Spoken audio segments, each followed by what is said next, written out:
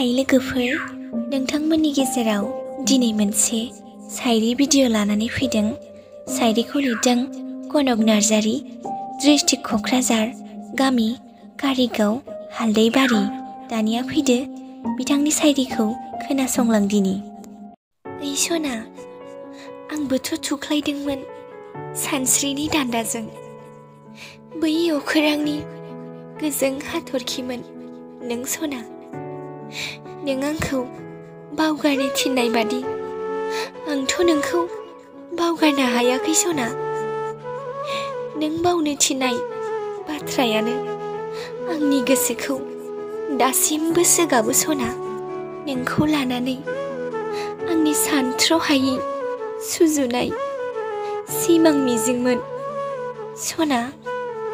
दिनै बे आंनि सिमां मिजिंफोरा बबेबा खारसुमै दाहाराव, दिनै बबेबा गोजानाव गोजावलांनो हमबाय सना। मोनथिया आं मानो दासिमबो नोंखौनो गावनि सानबाय थायो। बावगारनो सानब्लाबो बावगारनोनो हायाखै। गोसो मेगनाव जाखांफैबाय थायो सना। माबायदिमोन नोंनि आंखौ अननाय मोजां मोननाया?